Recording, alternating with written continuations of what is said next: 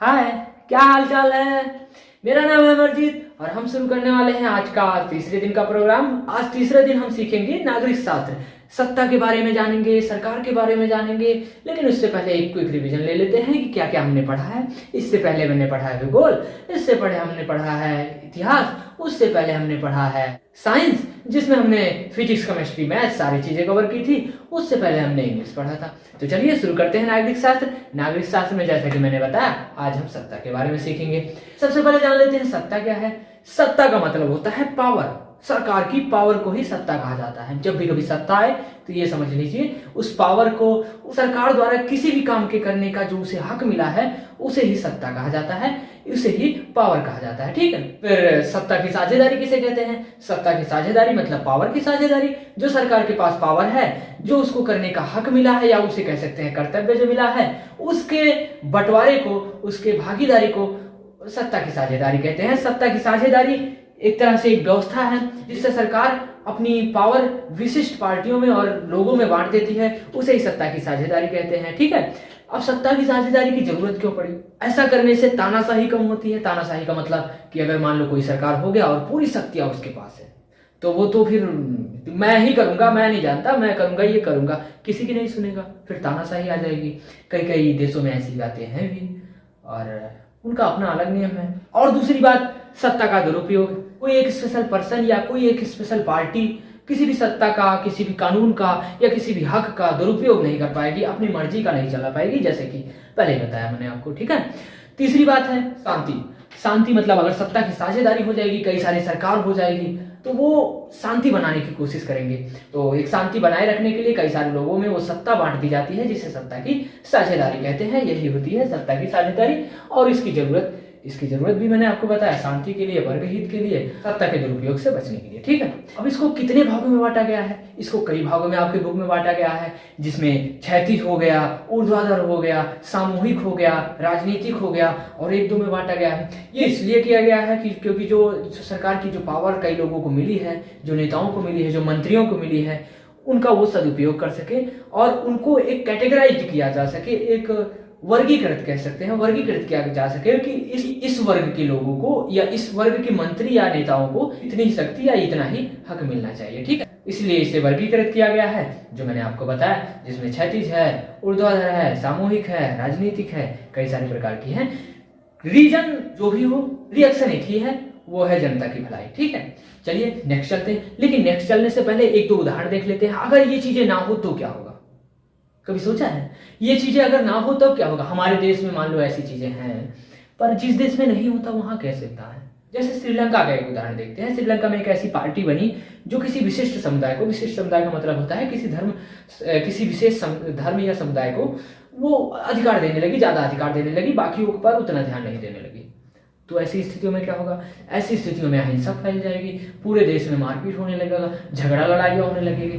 Basically बात यही है कि ऐसी अगर व्यवस्था ना की जाए, सत्ता की साझेदारी ना की जाए तो झगड़ा लड़ाई होगी। अच्छा, एक चीज और है, एक एग्जाम्पल मेरे दिमाग में और आ रहा है बेल्जियम की। बेल्जियम में क्या हुआ कि वहां पर कई भाषाएं बोली जाती है। एक ही देश में कई भाषाएं बोली जाती है, जैसे कि हम लोग बोलते हैं। ठीक है। तो जिस भाषा, जो भाषा वहां बोली जाती थी, उन सारे लोगों का एक समुदाय बनाया गया और वहां का एक नेता बना दिया गया। इस तरह से उन्होंने अपनी सत्ता की साझेदारी कई सारे लोगों में बांट दी। तो वहां पर संतुलन और शांति बना है। ठीक है। आगे बढ़ते हैं। आगे संघवाद। संघवाद क्या है।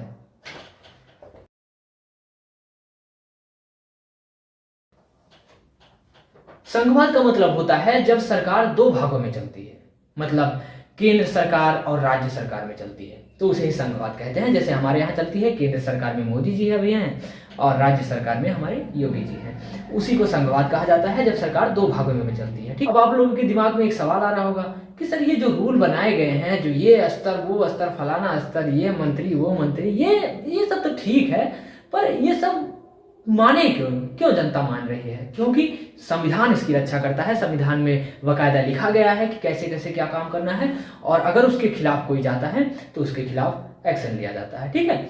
और उस संविधान की रक्षा कौन करता है। उस संविधान की रक्षा न्यायपालिका करती है। तो फिर आगे बढ़ते हैं। अच्छा, आगे बढ़ने से पहले एक चीज का रिवीजन कर लेते हैं। रिवीजन का मतलब है संघवाद। संघवाद के बारे में थोड़ा सा फिर से जान लेते हैं। संघवाद का मतलब मैंने आपको बताया था कि जब सत्ता दो लोगों में बढ़ जाती है, जो जैसे केंद्र सरकार और राज्य सरकार में बढ़ती है, तो उसे ही संघवाद कहा जाता है। ठीक है, अब 3 सूचियां बनाई गई हैं। 3 सूचियों में कुछ काम सरकार के हैं, केंद्र सरकार के, कुछ काम राज्य सरकार के हैं और कुछ काम दोनों के मिक्स के हैं। पहली सूची है संघ सूची। ठीक है, संघ सूची में केंद्र सरकार काम करता है। एक बार लिख लेते हैं। ठीक है, संघ सूची।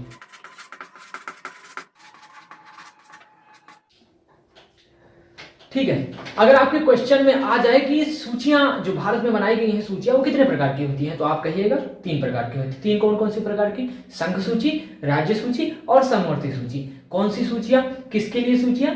सूचियां संघवाद के लिए। संघवाद का मतलब क्या है? संघवाद का मतलब होता है जब कोई सत्ता, कोई पावर 2 लोगों में बढ़ जाती है, मतलब केंद्र सरकार में और राज्य सरकार में, तो इसे संघवाद कहते हैं। इन दोनों के लिए कुछ सूचियां बनाई गई है कि भैया तुम कुछ काम करोगे और तुम कुछ काम करोगे, ये काम तुम करोगे, ये काम तुम करोगे, और कुछ ऐसे भी काम है जो तुम दोनों को करने पड़ेंगे। ठीक है, चलो जान लेते हैं एक करके। सबसे पहले संघ सूची। संघ सूची में आता है केंद्र सरकार का काम, वह काम जो सिर्फ केंद्र सरकार करती है, जिसमें से सेना हो गया, सेना का कोई भी काम हो गया, बॉर्डर का काम हो गया, विदेश का कोई काम हो गया, मुद्रा का काम हो गया, ये सारी चीजें केंद्र सरकार करती है। ठीक है, राज्य सूची के बारे में देखते हैं। राज्य सूची मतलब राज्य सरकार के काम। राज्य सरकार के कौन से काम हो सकते हैं? राज्य सरकार के काम है कृषि के, जो खेती बाड़ी के काम है वो राज्य सरकार देखती है। पुलिस का काम राज्य सरकार देखती है। ठीक है, ऐसे काम जो दोनों लोग देखते हैं, जो जिसे समवर्ती सूची कहते हैं, वो काम है शिक्षा का काम और वन का काम, जंगलों का काम। कोई भी चीज हो जो बहुत बड़े लेवल पर हो, जिसमें दोनों का हस्तक्षेप या जो दोनों की मर्जी होनी चाहिए, वो समवर्ती सूची में रखे गए हैं, वो काम समवर्ती सूची में रखे गए हैं। ठीक है, अच्छा अब एक चीज और पढ़ लेते हैं, विकेंद्रीकरण क्या है। विकेंद्रीकरण के बारे में भी जान लेते हैं।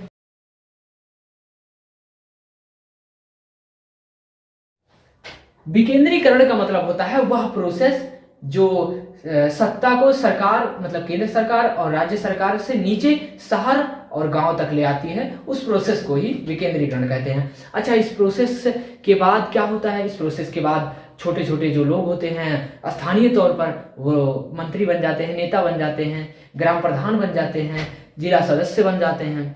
तो इस तरह से एक कह सकते हैं कि स्थानीय स्वशासन आ जाता है, पर्टिकुलर प्लेस के लोगों का अपना शासन हो जाता है, इसे ही स्थानीय शासन कहते हैं। इसके कुछ उदाहरण मैंने आपको बताया, ग्राम पंचायत हो गए, प्रधान वाला हो गया या फिर जिला सदस्य वाला हो गया। ठीक है बच्चों, आगे बढ़ते हैं। अब तक हमने सत्ता के बारे में पढ़ा, अब थोड़ा पार्टियों के बारे में पढ़ लेते हैं, राजनीतिक दल के बारे में पढ़ लेते हैं।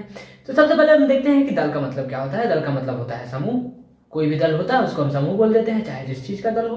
राजनीतिक दल का मतलब क्या होता है? राजनीतिक दल का मतलब होता है एक ऐसा समूह, एक ऐसी पार्टी जो चुनाव लड़ते हो, जो जनता के लिए चुनाव लड़ते हो और अपने विचारों से देश चलाना चाहते हो, उन्हें राजनीतिक दल कहते हैं। ठीक है, अच्छा यहाँ एक क्वेश्चन और आ सकता है कि राजनीतिक दल का काम क्या है। राजनीतिक दल हमने सीख लिया, राजनीतिक दल किसे कहते हैं। एक क्वेश्चन अगर ये आ जाए कि राजनीतिक दल का काम क्या है, तब क्या लिखेंगे? राजनीतिक दल का पहला काम होता है चुनाव लड़ना। ठीक है, कोई राजनीतिक दल इसीलिए बनाई ही जाती है ताकि वो चुनाव लड़ सके और अपनी सरकार बना सके। चुनाव लड़ना, सरकार बनाना और क्या करना? जनता के लिए आवाज उठाना। ठीक है, जनता के लिए आवाज भी उठाते हैं यही लोग। सरकार के खिलाफ जब भी उनकी कोई गलती हो, जो भी सरकार हो उसकी कोई गलती हो, तो उसके खिलाफ भी आवाज उठाना, सरकार की गलतियों का उसके खिलाफ आवाज उठाना। ये सारे काम एक राजनीतिक दल के हैं। कोई फर्क नहीं पड़ता कि कभी वो बना है, सरकार में आया है या नहीं आया है। हो सकता है उसकी नई पार्टी हो, अभी तक वो कभी सरकार बना ही ना हो, या हो सकता है पिछली सरकार उसी की रही हो, कोई फर्क नहीं पड़ता इससे। अच्छा, एक चीज और आ सकती है, जैसे हमने सीखा राजनीतिक दल क्या है, ये तो आएगा। अगर आ गया राजनीतिक दल का काम क्या है, ये भी हमने पढ़ लिया। राजनीतिक दल की परेशानियां क्या है, चुनौतियां क्या है, राजनीतिक दल में कैसी कैसी दिक्कतें आ सकती हैं, वो चीजें जान लेते हैं। राजनीतिक दल में चुनौतियां आती हैं, सबसे पहली वो आती है वंशागत। जो राजनेता होते हैं वो अपने बच्चों को ही बनाते हैं। ठीक है, जो राजनेता होते हैं वो अपने बच्चों को ही बनाते हैं, दूसरे लोगों को वो नेता या बड़े पद पे नहीं रखते। ये एक सबसे बड़ी दिक्कत होती है राजनीतिक दल की। दूसरी दिक्कत ये होती है कि जो उनके पार्टी के मेंबर होते हैं पार्टी मेंबर जो होते हैं उनमें से कुछ ही लोग ऊंचे पद पे जा सकते हैं, बाकी मेहनत तो सब करते हैं, लेकिन कुछ ही लोग ऊपर रह सकते हैं, ऊंचे स्तर पर रह सकते हैं, मुख्यमंत्री कुछ ही लोग बन सकते हैं। ये भी समस्या होती है। और तीसरी समस्या है बाहुबल या पैसे का गलत उपयोग, अपने पावर का गलत उपयोग, सत्ता का गलत उपयोग। ऐसा सबके बारे में नहीं कह सकते, कुछ ही लोगों के बारे में। ठीक है, आगे टॉपिक देखते हैं। आगे का टॉपिक है लोकतंत्र। किसी लोकतंत्र का मतलब होता है जनता के लिए, जनता द्वारा जनता पर शासन। ठीक है, जैसे मान लो कोई पुलिस हम पर शासन कर रहा है, कोई नेता हम पर शासन कर रहा है। वो क्यों कर रहा है? क्योंकि हमने उसे वोट देकर बनाया है। वोट देकर इसलिए बनाया ताकि हम पर शासन कर सकते हैं। जैसे हम लोगों का भी पहले यही तो था। हम लोगों के जो राजा थे वो अपने बच्चों को ही राजा बनाते थे, जो पूरी प्रजा की देखभाल करता था, या एक तरह से कह सकते हैं शासन करता था। ठीक है, अब नहीं है, अब लोकतंत्र है। अब लोकतंत्र का मतलब है जनता खुद चुनेगी कि उसका सरकार कौन बनेगा। ठीक है, यही होता है लोकतंत्र। अच्छा, लोकतंत्र के बारे में हमने सीखा, लोकतंत्र के बारे में हमने पढ़ा। जब भी एग्जाम में आ जाएगा तो हम लोकतंत्र के बारे में लिख देंगे। लोकतंत्र का मतलब फिर से हम एक बार देख लेते हैं। लोकतंत्र का मतलब हमने बताया कि जनता का जनता के लिए, जनता द्वारा शासन। ठीक है, यही लोकतंत्र होता है। दूसरे शब्दों में कहें कि हम किसी को राजा बना रहे हैं, कोई चुनाव लड़ रहा है, हम किसी को राजा बनाए, वो हम पर शासन कर रहा है। ऐसा हम भी चाहते थे, इसलिए हमने उसे राजा बनाया। हम नहीं चाहते थे कि किसी का लड़का, चाहे योग्य हो या ना हो, वो राजा बन के बैठ जाए। ऐसा हम नहीं चाहते थे। यही होता है लोकतंत्र। और कुछ परिणाम भी है इसके, कुछ इसकी विशेषताएं भी हैं। चलो वो जान लेते हैं।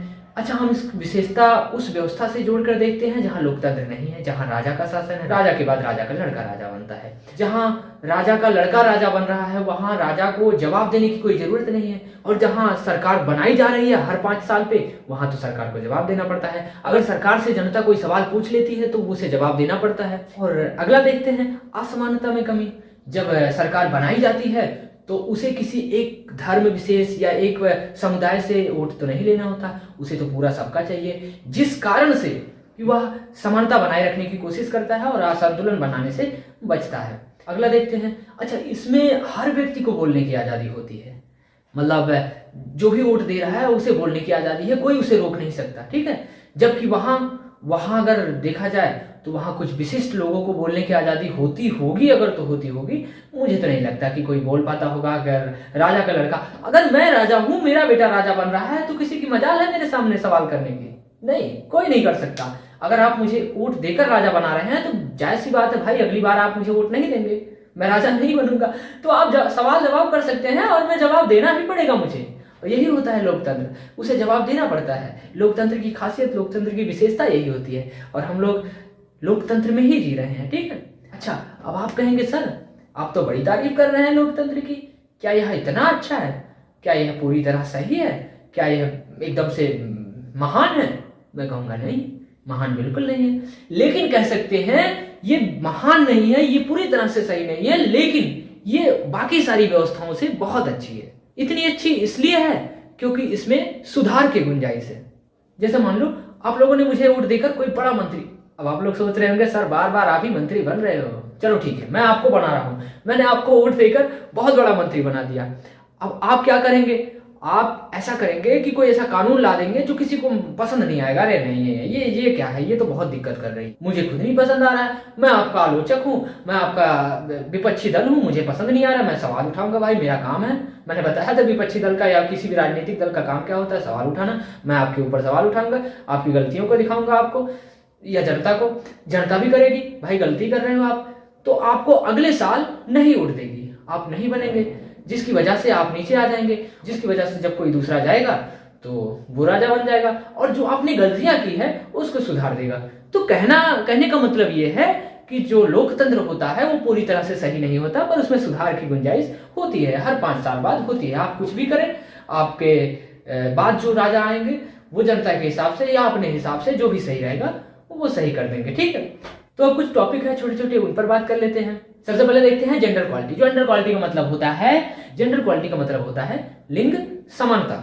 मतलब जो हमारी महिलाएं हैं, जो हमारे पुरुष हैं, उनमें कैसी समानता है। क्या जैसे समाज में महिलाओं को उतना बराबरी का हिस्सा नहीं दिया जाता, बराबरी का दर्जा नहीं दिया जाता, क्या राजनीति में ऐसा कुछ है? ऑफ कोर्स है, थोड़ा सा तो है। मतलब जैसे समाज में नहीं दिया जाता, ऐसा मानते तो है कि वी आर इक्वल, बट दिया नहीं जाता दर्जा।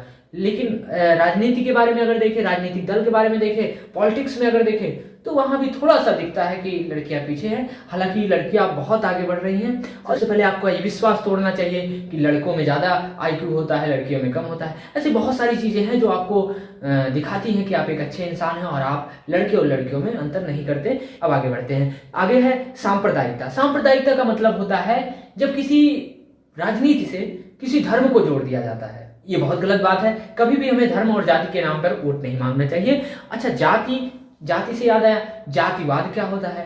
जातिवाद का मतलब होता है जब किसी व्यक्ति विशेष को, किसी एक व्यक्ति को या किसी व्यक्ति समुदाय को उसकी योग्यता के अनुसार ना देखकर उसके जाति के अनुसार आंका जाता है, उसे देखा जाता है, तो उसे जातिवाद कहते हैं। हालांकि हमारे देश में अभी भी जातिवाद है, बहुत ज्यादा है, धीरे धीरे कम हो रहा है, देखेंगे। ठीक है, एक टॉपिक और बचा है, जन आंदोलन। जन आंदोलन का मतलब हम देख लेते हैं। जन का मतलब होता है लोग या जनता, आंदोलन का मतलब होता है आवाज उठाना। जन आंदोलन का मतलब हुआ जनता के द्वारा आंदोलन करना, अपने हक में, अपने अधिकारों के लिए आंदोलन करना, सरकार के खिलाफ या किसी के भी खिलाफ आंदोलन करना जन आंदोलन कहलाता है। बेसिकली जन आंदोलन का मतलब होता है जनता का आंदोलन। अब वो किसके लिए हो, दैट्स नॉट मैटर। ठीक है, इन कुछ मिनटों में मैंने पूरी कोशिश की कि इस तरफ से उस तरफ आपके चैप्टर से बहुत सारी चीजें भेजी जाए। तो मुझे उम्मीद है कि आप वो सारी चीजें कैच कर रहे होंगे या कर रहे थे। तो बस आज की क्लास बस यहीं तक।